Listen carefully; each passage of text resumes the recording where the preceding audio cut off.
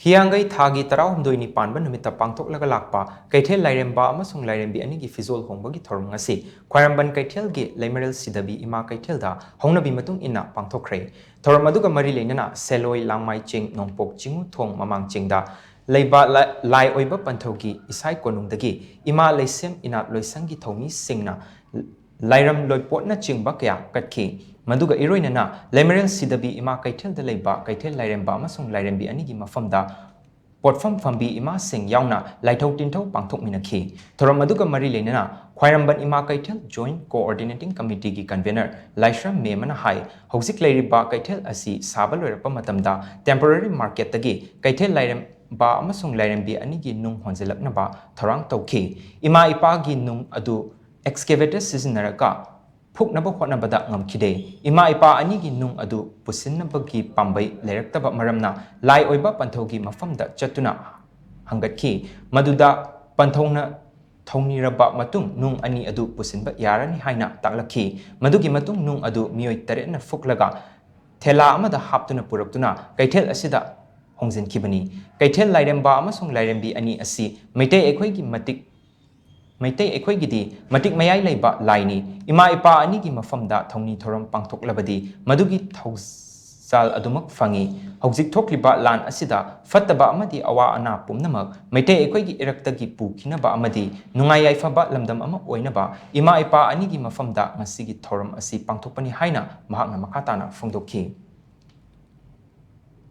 HIYANGEI gi tarahumdoi ni panbaina aikhoine imagi ipagi ngasi Phijol hongba lepkribase aikhoi khaidel si saba loiraba matungda temporary romda aikhoi leirakanda Keithel Lairemba Lairembi ani se hongjalla agena tawba matamda Keithel Lairemba Lairembi se phukpa ngamdre JCB na kawkhaidana tawbada yum siba ngamiba JCB adu kangra dubawda maya koire adudi kamdhauni haidana aikhoina panthauda chenjara kanda panthauda hangatcharuba matamda panthauna laitin khurumdana phatana thongni birakanda di mama khoi yarani Sapiro hara la kanda panthona thoni bira kanda di irena yaraga koi thela da patare khatang na thangerga ngasi se koi da somna konnom dagi laaga kabru lom dai laaga ngasi koi sidai da linkhatlaga ngasi ge koi ge HIYANGEI gi tarahumdoi ni panba ipagi numit Phijol hongba numit se panthau ipana lepirakpani Amaromda Thouram aduga mari leinana lai oiba panthongna hai Mioi bana hingbada changba potlam khudingmaki mapudi lamlai Keithel ni aikhoigi punsi asi Lairemba Amasung Lairembi Anigi mapal tanglaga hinglibani maitei aikhoigi chatnabida angang ama hek pokpa matamda Keithel gi Lairemba Amasung Lairembi da kabok sithadradi angang ningai chawi hainaribani maitei aikhoigi pokpa hingba amasung sibaga mari leinana pangthokpa tongan ba laithau sing asi Keithel kadana thau pangba yade Keithel dagi potlam ama leiba matamda Keithel gi Lairemba Amasung Lairembi anida hana katkadabani asi anaga mari leinana Keithel dagi pot leiba matamda asigumba potlam sing asi matung amuk hanna lehanbiranu haina Lairemba Amasung Lairembi anida watam ngakpigani watam laga pot katkani maram aduna Keithel gi Lairemba Amasung Lairembi ani asi maitei aikhoigi di mitna uba laini aikhoigi punsi ka tatna thanaba yadraba mari leiribani hojik lamdam asida langliba amadi thokliba irang asi ima ipa anigi mafamda niraga watemba yagani maram aduna ima ipa anigi Phijol hongbagi Thouram asiga mari leinana seloi langmai ching nongpok chingu thong mamang chingdagi Lairam laipot thinba asina thokliba irang asigi machang oiba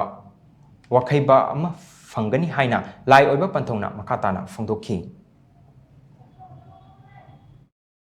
Miyoiba aikhoina hingbasida aikhoina sariba aikhoina hingbra changiba unamaksigi mapuse lamlel khwairi khaidel Lairemba Lairembi Anigi mapal tanglaga miyoiba aikhoina hingbane masina maram oiraga maitei aikhoigi chanabida angang nawa apikpana hek polakpada khaidel Lairembi kaboksi tharamdragadi angang ningai tawi aduna angang ningai phabasi khaidel Lairembi imagi kaboksi si tharamaga angang kappaphai angang amagi punsida maitei aikhoi punsida aduga loinana miyoiba amagi pokpa hingba sibasigi laithausi khoidi khaidel kadana thau pangba yade mayai chende khaidel karaga thau panggadabane pot leirage haibasu Lairemba Lairembi da tamgadabne pot leiba loire haibasu khaidel Lairemba Lairembi da